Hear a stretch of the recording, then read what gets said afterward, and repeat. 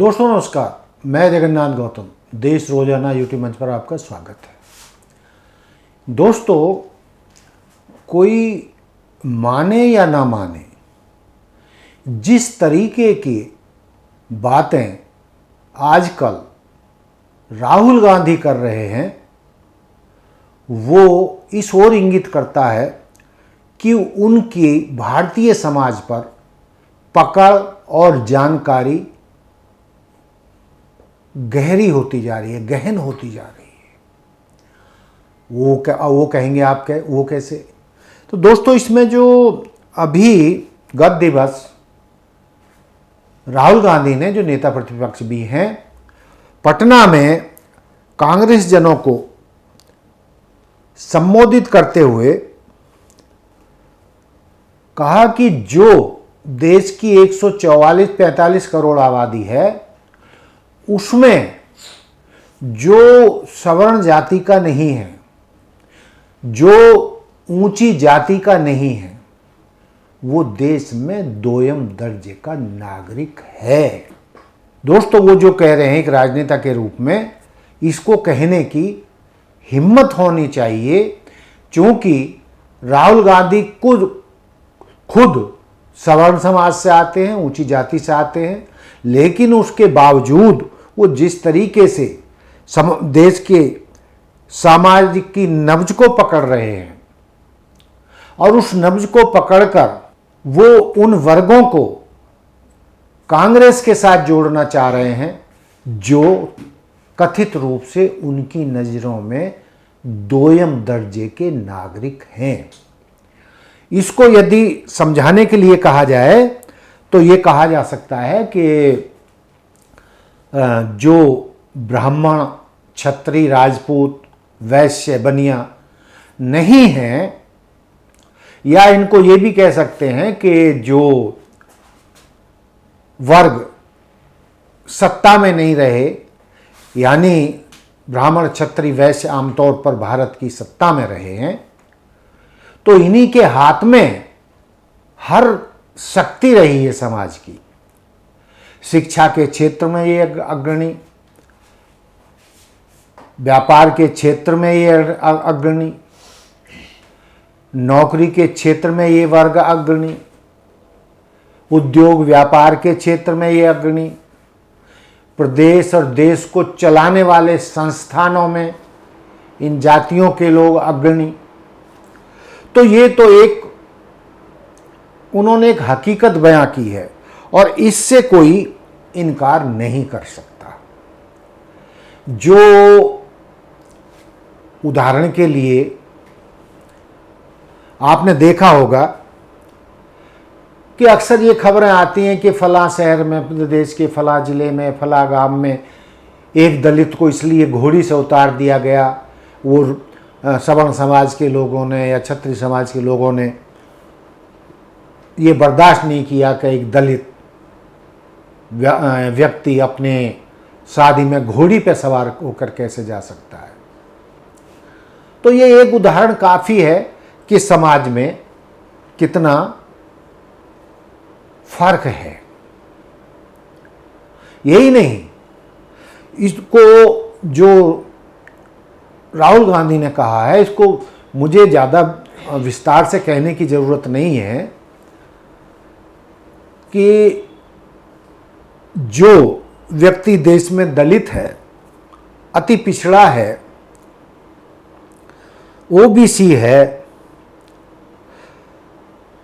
आदिवासी है, आर्थिक रूप से पिछड़ा वर्ग है, ये सचमुच में दोयम दर्जे के नागरिक ही हैं, क्योंकि इनका सत्ता संस्थानों में दखल बहुत ज़्यादा नहीं है, दबंग से नहीं है। हर पार्टी, जितनी भी हिंदुस्तान में राजनीतिक दल हैं, उनके लगभग मुखिया या उस पार्टी पर इन सवर्ण जातियों का ही मोटे तौर पर कब्जा है।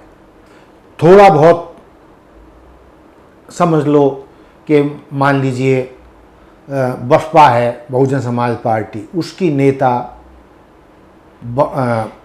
बहन मायावती जरूर उसकी मुखिया हैं, लेकिन आप एक एक पार्टी का इतिहास उठा के देख लीजिए, चाहे पहले रही हैं या वर्तमान में रही हैं, उन सब के मुखिया आमतौर पर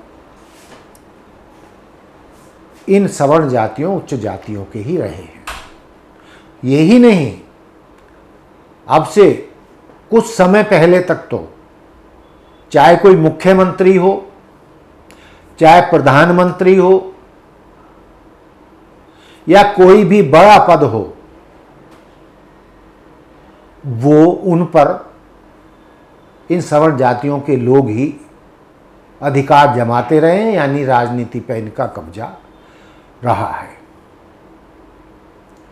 और मुझे तो नहीं पता, लेकिन जितना मैं जानता हूं कि जो देश में लगभग 20% दलित जातियां हैं, शायद पूरे हिंदुस्तान में जो 29 राज्य हैं, जितने भी राज्य हैं, एक भी पूरे देश में दलित मुख्यमंत्री नहीं है।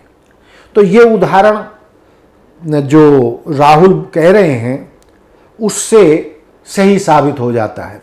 और खास बात जो एक राहुल गांधी ने कही है कि वो जो ये बात कह रहे हैं कि उन्होंने ये भी कहा है कि मैं पहला व्यक्ति हूं, या खड़गे जी हैं, कि बिहार में कांग्रेस को जो काम करना चाहिए था या देश में जो काम कांग्रेस को करना चाहिए था, वो हमने या हमारी कांग्रेस ने आज तक नहीं किया। और यही कारण है कि धीरे धीरे कांग्रेस देश के ज्यादातर राज्यों से सत्ता से बाहर हो गई और केंद्र की सत्ता से तो वो बाहर काफी समय से चल ही रही है। यानी वो बड़े साफ गोई से राहुल गांधी कहते हैं कि हमारी कांग्रेस में बहुत सारी कमियां रही हैं, चाहे वो बिहार का मुद्दा हो, चाहे राष्ट्र का मुद्दा हो, सबको सही प्रतिनिधित्व, पूरा प्रतिनिधित्व संविधान के अनुसार कांग्रेस ने भी नहीं दिया। कांग्रेस ने भी अपने सत्ता काल में वंचित समाज को, यानी जो उच्च जातियों से अलग वो जातियां हैं जिनको मैं 2 दर्जे के नागरिक बता रहा हूं, तो इनको कांग्रेस ने भी वो अधिकार नहीं दिए जो उनको मिलने चाहिए थे। और लब्बो-लुभाव इस मुद्दे पर यह है कि कांग्रेस, या मोटे तौर पर राहुल गांधी और खड़गे जी, समाज की दुखती रग पर उंगली रख रहे हैं। यही वजह है कि चाहे उत्तर प्रदेश हो, चाहे कोई और राज्य हो, कि देश का दलित, पिछड़ा, आदिवासी समाज, वंचित समाज, आर्थिक रूप से पिछड़ा समाज राहुल से जुड़ने लगा है। जैसा कि मैंने उत्तर प्रदेश का नाम लिया, तो जो बहुजन समाज, दलित, पिछड़ा, ओबीसी, मुस्लिम, एक समय में बहुजन समाज पार्टी के साथ चला गया था, मान्यवर काशीराम जी के साथ चला गया था, बहन मायावती के साथ चला गया था, वो भी आज राहुल गांधी को आशा भरी नजरों से देख रहा है। और जो पिछले लोकसभा चुनाव हुए उसमें इन वर्गों के वोटरों ने काफी हद तक कांग्रेस को सपोर्ट किया, कांग्रेस को वोट दिया। दोस्तों, ये तो सब जानते हैं कि ईश्वर ने ये फर्क नहीं किया। जो भी हिंदुस्तान में 145 करोड़ लोग हैं या 150 करोड़ लोग हैं, तो उसने तो सबको एक जैसा बनाया। भगवान ने ना तो कोई धर्म बनाया, न भगवान ने जातियां बनाई। ये तो स्वार्थी तत्वों ने अपने आप को सत्ता में रखने के लिए धार्मिक तौर पर भी, राजनीतिक तौर पर भी, सामाजिक तौर पर भी, शैक्षणिक तौर पर भी अपनी ताकत का इस्तेमाल करते हुए अपने को सर्वोपरि बना लिया और जाति और देश को जाति व्यवस्था में बदल दिया, ऊंच नीच का भेद पैदा कर दिया। लेकिन दोस्तों, वक्त बदलता है और बदल भी रहा है। जो राहुल गांधी कह रहे हैं वो एक विपक्षी दल के नेता प्रतिपक्ष संसद में हैं, तो उनका इस बात को कहने का जो तात्पर्य है वो हकीकत है। बेशक इनके पीछे वोटों की राजनीति हो, लेकिन एक हकीकत को उजागर करना और खुद सवर्ण जाति से होते हुए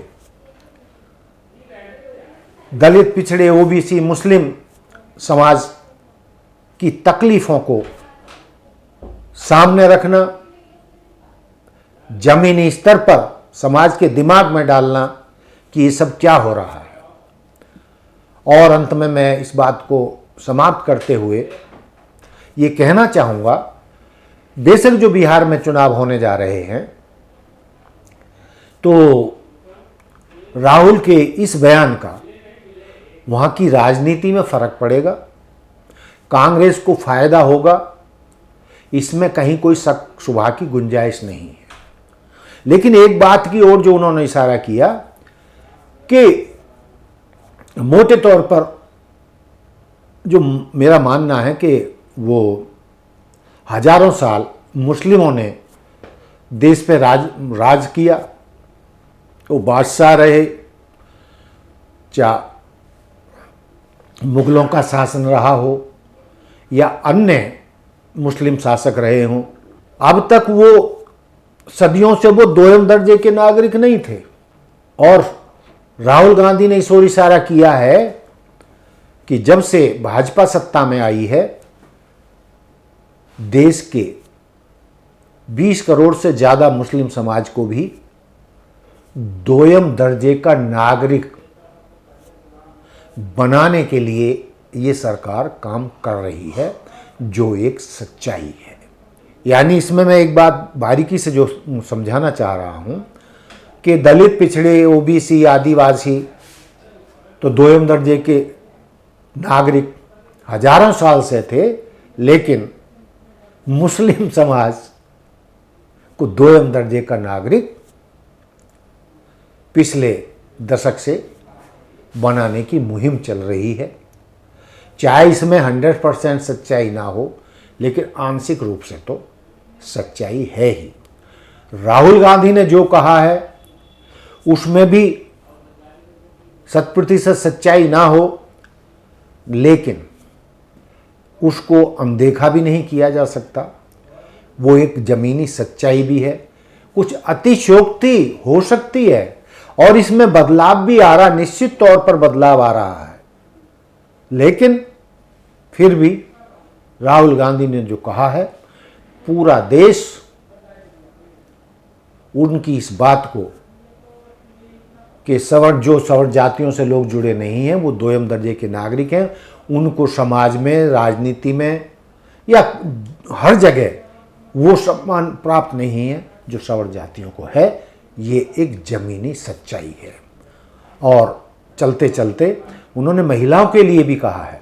हालांकि मोटे तौर पे तो ये नहीं कहा जा सकता, लेकिन अब से कुछ समय पहले तक महिलाओं पर दूसरे तरीके का अत्याचार होता रहा है और वो पुरुषों ने उनके साथ जातियां की हैं समय समय पर, किसी हद तक आज भी होती हैं। और इसमें भी दो राय नहीं है कि महिलाएं भी हमारे देश में दोयम दर्जे की नागरिक बन के रही हैं। हालांकि धीरे धीरे परिवर्तन हो रहा है, लेकिन वो उतना परिवर्तन अभी नहीं हुआ है जितने की ज़रूरत है। यानी जब ऊंच नीच का भेदभाव खत्म हो जाएगा, जब तक जाति व्यवस्था खत्म नहीं होती, तब तक ये जो सच्चाई है जो राहुल गांधी ने कही है, इसको झुठलाया नहीं जा सकता। तो दोस्तों, राहुल गांधी ऐसे मुद्दों को उठा रहे हैं, चाहे संविधान बचाने का हो, या समाज में गैर बराबरी का हो, या कुंठित जाति व्यवस्था का हो जिसमें भेदभाव है। तो ये जो मुद्दे वो उठा रहे हैं, वो समाज की दुखती नब्ज पर हाथ रख रहे हैं, और उनके ये सवाल और ये मुद्दे निश्चित तौर पर जिन वर्गों को उन्होंने कहा है दोयम दर्जे का, वो कांग्रेस की तरफ आकर्षित होते जा रहे हैं, और जो कांग्रेस से छिटक गए थे ये वर्ग दोबारा धीरे धीरे कांग्रेस की तरफ जुड़ रहे हैं। तो दोस्तों, ये था मेरा आज का मुद्दा। देखते रहिए देश रोजाना। नमस्कार। हमारे साथ जुड़े रहने के लिए सब्सक्राइब करें देश रोजाना के YouTube चैनल को, और नई वीडियो की नोटिफिकेशन पाने के लिए बेल आइकन जरूर दबाएं। अगर आप ये वीडियो Facebook या Instagram पर देख रहे हैं तो पेज को लाइक और फॉलो जरूर करें, और ज्यादा से ज्यादा शेयर करें।